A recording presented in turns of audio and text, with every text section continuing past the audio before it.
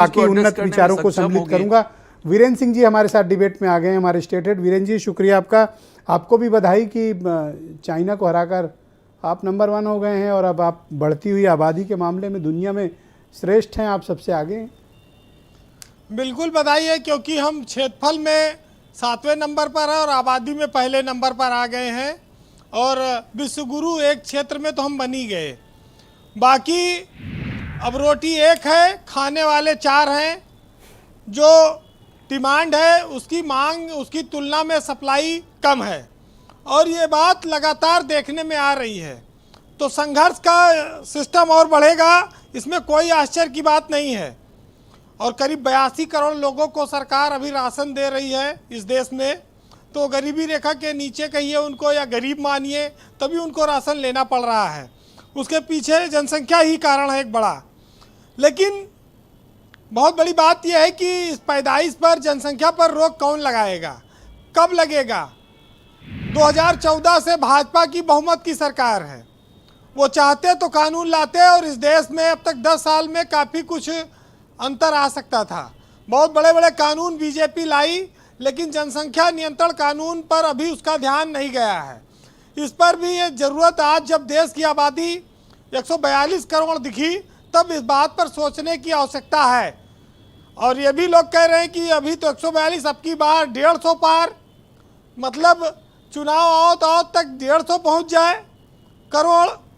तो ये भी कोई आश्चर्य नहीं, जब इस देश में कोई पार्टी, कोई सरकार इस पर कानून बनाने की हिम्मत नहीं करेगी तो क्या होगा। 70 के दशक में एक नसबंदी कानून आया था और तब देश की आबादी उस समय करीब 55 करोड़ थी और अभी हम 2023 में आ गए।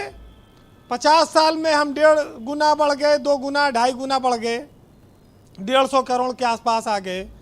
संजय गांधी को उस ऑपरेशन की बड़ा विरोध हुआ था, लेकिन आज लोग सोचते हैं कि चारों ओर भीड़ है, भागम भाग है, रहने खाने की जगह नहीं, पानी नहीं मिल रहा, बिजली नहीं मिल रही, ऐसे अच्छा था कोई अभियान सफल हो गया होता। और बहुत सारी योजनाएं ऐसी हैं, बहुत सारी आवाज़ आई कि हम दो हमारे दो, ये नारा फ्लॉप हो गया। छोटा परिवार सुखी परिवार, ये भी नारा फ्लॉप हो गया, कोई माना नहीं। लेकिन एक बहुत बड़ा कारण आबादी बढ़ने का इस देश में यह है कि भाजपा ने हिंदुओं के मन में यह भर दिया है कि आबादी मुसलमान बढ़ाता है, इसलिए तुम डटे रहो, मानना नहीं, डरना नहीं। ये भी एक कारण लोगों के दिमाग में घुस गया है और यही वजह है कि इस देश में कांग्रेस उसी वजह से डूब गई और उबर नहीं पा रही है। तो मुसलमानों की आबादी को जब तुलना की बात आती है तब लोग गुस्से में आ जाते हैं। और कोरोना में भी आबादी बहुत बड़ी, वर्क फ्रॉम होम करते रहे, लोग घरों पे रहे। पहले ब्रजेश जी आपको याद होगा, लेकिन ऐसे कोई एविडेंस है नहीं वीरेंद्र जी कि मुसलमानों की आबादी हिंदुओं की तुलना में बढ़ी हो, कंपैरिजन करें तो।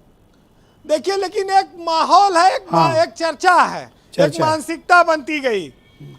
देखिए, इस देश में भाषण से सब कुछ होता है, बस खाली बच्चा पैदा नहीं होता, बाकी सारा कुछ माहौल भाषण बनाता है और उसका अमल जनता करती है।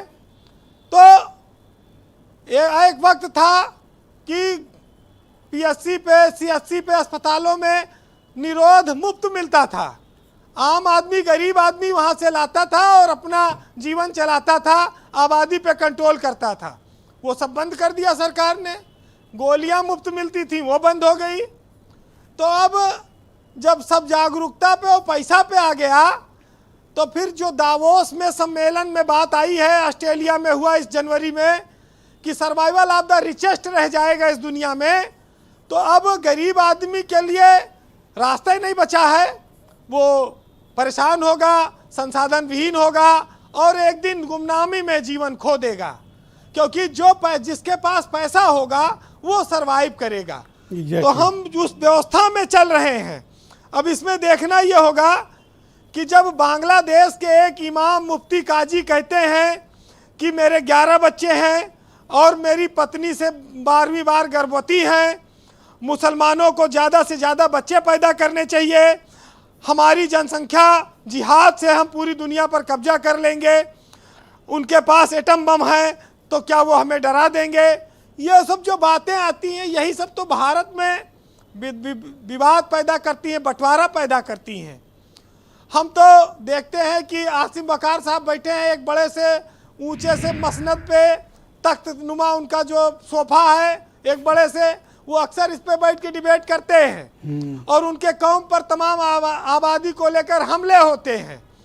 लेकिन आज उन्होंने इस पर ज्यादा बोला नहीं, इस पर और बोलने की जरूरत है। वो भी मतलब ऐसा कोई बात नहीं है।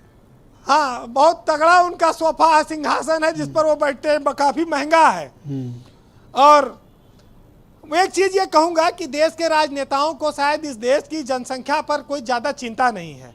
वो सब चीज पर बोलते हैं लेकिन जनसंख्या नियंत्रण पर नहीं बोलते। अपनी जात की बड़ी चिंता करते हैं, अपने वोट की बड़ी चिंता करते हैं, लोगों के दुख दर्द अस्पताल की बड़ी चिंता करते हैं, लेकिन आबादी बढ़ती है उसकी कोई चिंता नहीं करते। आबादी बढ़ेगी, स्कूल मनमानी फीस वसूलेगा, लोगों के पास अभाव है, इस सब पर कोई ध्यान ही नहीं जाएगा जी। ऐसा लगता है खाली चुनावी फायदे के लिए सारी सियासत इस देश में चल रही है। अब आप देखिए कि जो बड़े बड़े आईएएस ब्यूरोक्रेट परीक्षा में जनसंख्या पर निबंध लिख के आवे थे, जब वो यहाँ आईएएस बन जाते तो वो भी जनसंख्या नियंत्रण के लिए अपने जिले में, अपने इलाके में कोई काम नहीं करते, कोई उपाय नहीं करते। उनको भी कोई चिंता नहीं, सुख सुविधा पूरी लेते हैं। अरे उनको मिल गया जो मिलना था, वो अपना मौज करेंगे कि अब जनता के लिए कौन फिक्र। ब्रजेश जी, लोग कहते हैं कि हमारे यहाँ आदमी अपने बीवी से बड़ा परेशान रहता है, औरतों से बनती नहीं हर आदमी की। जब अब ये सब बात ना करो भैया वीरेंद्र, तब इतना क्यों झंझट कराओगे? ये लोग अभी घर जाएंगे बाइज्जत। लोग कहते जब बीबी से नहीं बनत तब इतना बढ़ गई, और अगर बनत होत तो कितना आबादी हो जात। ये भी कुछ लोग हैं इस तरह की बात करने वाले जी। तो बहुत सारी बातें ऐसी है। लेकिन रफीक सदानी साहब ने 20 साल पहले लिख दिया था कि हमारे देश का जो किसान है वो खाली अन्न पैदा करने में मजबूत नहीं है, वो जनसंख्या भी बढ़ाने में बड़ा मजबूत है। तो उनका एक साहित्य है, व्यंग है, आप सुनिएगा कि तू जितना समझत हो उतना महान थोड़े है, लिखत है खान पठान थोड़े है। और देखो आबादी माँ तो चीन का भी पछाड़ दिस, हमारे देश के मरियल किसान थोड़े है। और चुनाव आवा तो देख परे नेताजी तोहरे वादे का जनता भुलान थोड़े है।